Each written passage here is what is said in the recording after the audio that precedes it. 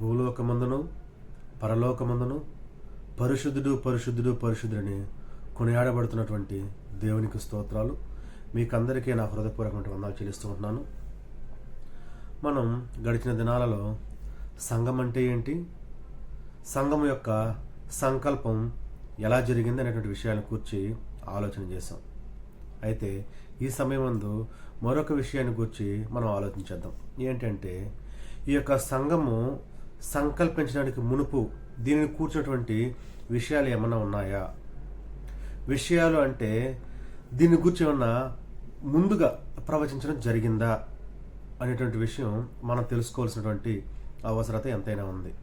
ఎందుకంటే మనము ఒక పనిని జరిగించేటప్పుడు దానిని కూర్చి ముందుగా ఒక ప్రణాళికని రచించి ఆ తరువాత దాన్ని ప్రారంభించడం జరుగుతుంది. ఇది ఎక్కడి నుంచి వచ్చింది ఈ ఆలోచన మనకంటే పరలోకమందున్నటువంటి తండ్రి దగ్గర నుంచి వచ్చింది. ఎందుకంటే సంఘాన్ని సంకల్పించాలి, సంఘాన్ని యొక్క లోకంలో ప్రారంభించాలి అనే ఆలోచన కలిగినటువంటి దేవుడు ముందుగా దానికి ఒక ప్రణాళికను సిద్ధం చేశాడు. ఆ యొక్క ప్రణాళికను బట్టి ఈ యొక్క లోకంలో సమస్తాన్ని క్రమముగా జరిగించుకుంటూ రావడం జరిగింది.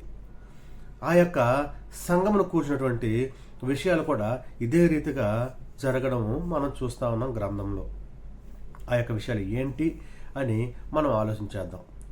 పరిశుద్ధ గ్రంథంలో మనం చూస్తే మొదటగా మనం ఎప్పుడైనా సరే గ్రంథాన్ని చదివేటప్పుడు కావచ్చు, ఇది పరిశుద్ధ గ్రంథాన్ని మనం ధ్యానం చేసేటప్పుడు కావచ్చు, ప్రతి ఒక్కరము ఒక విషయాన్ని దృష్టిలో పెట్టుకొని దీన్ని చదవలసినటువంటి అవసరత ఎంతైనా ఉంది.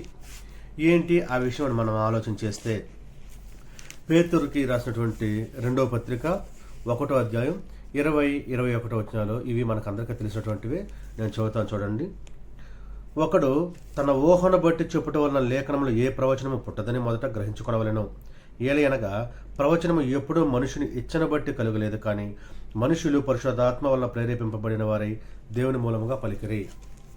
మనం గ్రంథాన్ని చదివేటప్పుడు, మనం ఒక విషయాన్ని పరిశీలన చేసేటప్పుడు ముందుగా ఈ యొక్క మాటలు మన యొక్క హృదయంలో ఉంచుకోవాలి. ఏ ఒక వ్యక్తి కూడా తన ఊహను బట్టి చెప్పడం వలన లేఖనములో ఏ ప్రవచనము పుట్టలేదని మనం గ్రహించాలి. ఎవ్వరూ వారికి వారుగా సొంతంగా ఆలోచన చేసి దేన్ని ప్రవచించలేదు అనే విషయాన్ని మనం గ్రహించాలి. దీన్ని మన మనసులో ఉంచుకొని మనం ముందుకు వెళితే తరువాత ఏం చదువుతున్నామో అది దైవ గ్రంథమని, ప్రేరేపితమై దేవుని ద్వారా అందరూ పలికారనేటువంటి విషయాలు మనకు అర్థమవుతాయి. అయితే ఈ సమయమందు వాటిని కూర్చి మనం ఒక విషయాన్ని ఆలోచించేద్దాం. అపోస్తుల కార్యాలు 10వ అధ్యాయం 43వ వచనాన్ని ఒకసారి చదువుకొని మనం ముందుకు వెళ్దాం. ఆయన యందు విశ్వాసముంచు వాడెవడో వాడు ఆయన నామము మూలముగా పాప క్షమాపణ పొందునని ప్రవక్తలందరూ ఆయన గూర్చి సాక్ష్యం ఇచ్చుచున్నారని. ప్రవక్తలందరూ ఆయన గూర్చి సాక్ష్యం ఇచ్చుచున్నారు. ప్రవక్తలంటే ప్రవచించేటువంటి వారు. ఆయనను కూర్చుంటే క్రీస్తు ప్రభువారిని కూర్చి సాక్ష్యం ఇస్తూ ఉన్నారు. ఎవరైనా ఇచ్చారా అని ఆలోచన చేస్తే మనం పరిశుద్ధ గ్రంథాన్ని పరిశీలన చేసి మనం ఒక క్లారిటీకి కన్క్లూజన్కి రావచ్చు. ఎందుకంటే ప్రభువారిని కూర్చి, సంఘమును గూర్చి అనేక ప్రవచనాలు పరిశుద్ధ గ్రంథంలో ఉన్నాయి. అయితే అవి దేవుడు ఒక్కొక్కటిగా ఆయా సమయాలందు, ఆయా కాలముల యందు వాటిని జరిగిస్తూ వస్తున్నాడు. మనం దాన్ని బట్టి ఒక వాక్యాన్ని చదువుకొని ముందుకు వెళ్దాం. హెబ్రీయులకు రాసినటువంటి పత్రిక 1వ అధ్యాయం 1వ వచనం, ఇది కూడా మనందరికీ తెలిసినటువంటి వాక్యమే. నేను చదువుతాను చూడండి. పూర్వకాలమందు నానా సమయములలోనూ నానా విధములుగాను ప్రవక్తల ద్వారా మన పితరులతో మాట్లాడిన దేవుడు. నానా సమయాలలో నానా విధాలుగా ప్రవక్తల ద్వారా ప్రవచించడం జరిగింది, పితరులతో మాట్లాడడం జరిగింది, దేనిని కూర్చి మాట్లాడడం జరిగింది అనేటువంటి విషయాన్ని మనం ఆలోచన చేస్తే సంఘమును కూర్చున్నటువంటి విషయాలు అని మనకు తెలియడం జరుగుతుందన్నమాట.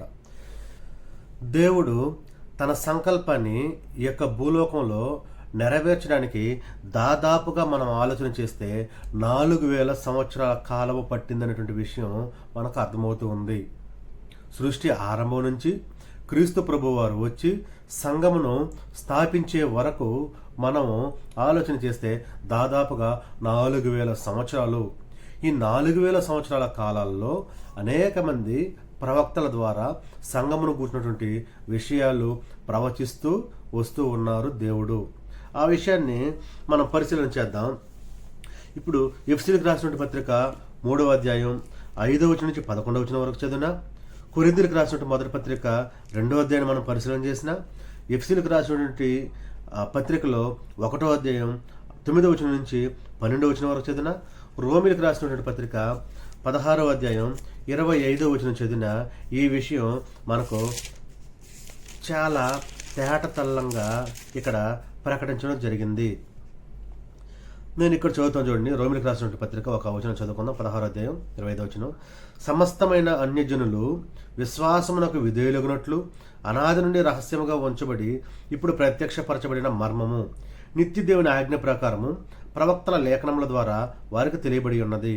ఈ మర్మము అనుసరించి ఉన్న నా సువార్త ప్రకారముగాను యేసుక్రీస్తును గూర్చిన ప్రకటన ప్రకారము గాను మిమ్మల్ని స్థిరపరచుటకు శక్తిమంతుడును అద్వితీయ జ్ఞానవంతుడైన దేవునికి యేసుక్రీస్తు ద్వారా నిరంతరము మహిమ కలుగునగాక. ఈ యొక్క విషయాన్ని మనం పూర్తిగా ఆలోచన చేస్తే మనకు ఏమి అర్థమవుతుందంటే, దేవుని యొక్క సంకల్పము ప్రారంభం నుంచి 4000 సంవత్సరాల వరకు మర్మముగానే ఉంది దేవుని గురించినటువంటి విషయాలు. అది దేవుని యొక్క ఆజ్ఞ ప్రకారము ప్రవక్తల ద్వారా ఆయా సమయాలలో తెలియజేయడం జరిగింది అనేటువంటి విషయం కూడా మనకు చాలా క్లియర్గా అర్థమవుతుంది. అయితే ఈ యొక్క మర్మము ఏదైతే ఉందో అది దేనిని కూర్చి అని మనం ఆలోచన చేస్తున్నాం. అది సంఘమును కూర్చున్నటువంటి విషయం మనకు తెలుసు. అయితే ఈ యొక్క సంఘమును కూర్చున్నటువంటి విషయాల్లో ఉన్నటువంటి ఆ యొక్క ప్రవచనాలు ఏవైతే ఉన్నాయో ఆ ప్రవచనాలు ముఖ్యంగా 2 విషయాల గురించి తెలియజేయడం జరుగుతుంది, లేదా 2 విషయాల గురించి ప్రవచించడం జరిగింది. అవి ఏంటంటే, మొదటిది సంఘము, రెండవది యేసుక్రీస్తు ప్రభువారు. మొదటిది సంఘము, 2 యేసుక్రీస్తు ప్రభువారు. లోకాసు వార్త 24వ అధ్యాయం 44 నుంచి 49 వరకు చదువుకుంటే అక్కడ యేసుక్రీస్తు ప్రభువారు కూర్చున్నటువంటి విషయాలు ఉంటాయి.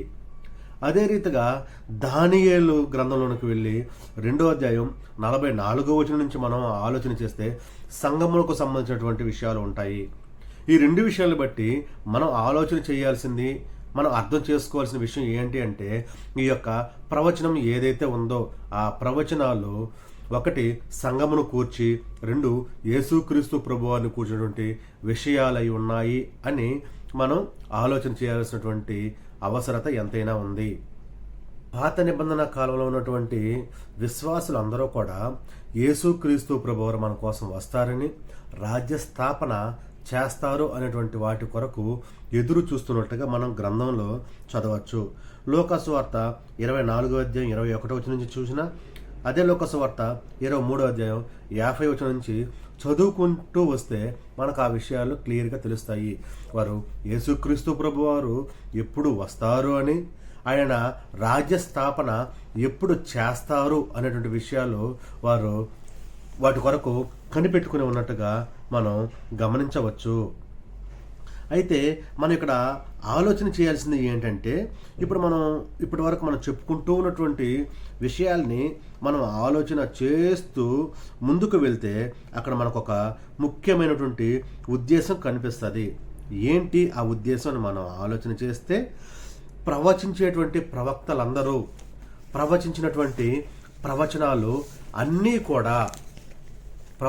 కూడా యేసుక్రీస్తు ప్రభువును గూర్చి సాక్ష్యం ఇస్తున్నాయి. అంటే క్రీస్తు ప్రభువును గూర్చి సాక్ష్యం ఇవ్వడమే ప్రవచనము అనేటువంటి విషయాన్ని మనం ఇక్కడ అర్థం చేసుకోవాలి. అంటే క్రీస్తు ప్రభువును గూర్చి సాక్ష్యము ఇవ్వడమే ప్రవచనము. అపోస్తుల కార్యాలు 10:43 చదివిన, ప్రకటన 19:10 చదివిన, అపోస్తుల కార్యాలు 26-27 చదివిన మనకు ఈ విషయాలు క్లియర్గా అర్థమవడం జరుగుతుంది. పరలోకమున్నటువంటి దేవుడు ఆయన యొక్క గొప్ప ప్రణాళికతో సృష్టి ఆరంభం నుంచి క్రీస్తు ప్రభువారు ఇక్కడికి వచ్చి సంఘ స్థాపన చేసేటువంటి అప్పటి వరకు దాదాపుగా 4000 సంవత్సరాల కాలము ఆయన మర్మముగానే సంఘమును కూర్చి ప్రభువారిని గూర్చి ప్రవచనాలను అప్పుడున్నటువంటి జనాలకి తెలియపరుస్తూ వస్తున్నటువంటి విషయాల్ని మనం ఆలోచన చేయాలి. అందులోనే దానియేలు గారు, యెషయా గారు, హెజ్కీయేలు గారు, మీకా గారు, ఇంకా అనేక మంది ప్రవక్తలు ప్రవచిస్తూ వస్తున్నారు ప్రవచనాలని. ఆ యొక్క ప్రవచనాలన్నీ కూడా చెప్పేది ఏంటంటే క్రీస్తు ప్రభువారు భూమి మీదకి వస్తారు, సంఘము ప్రారంభిస్తారు అనేటువంటి విషయాలు మాత్రమే అందులో ఉన్నాయి అని మనం గమనించవలసినటువంటి అవసరత ఎంతైనా ఉన్నదని మీకు తెలియజేస్తూ నేను ముగిస్తూ ఉంటున్నాను.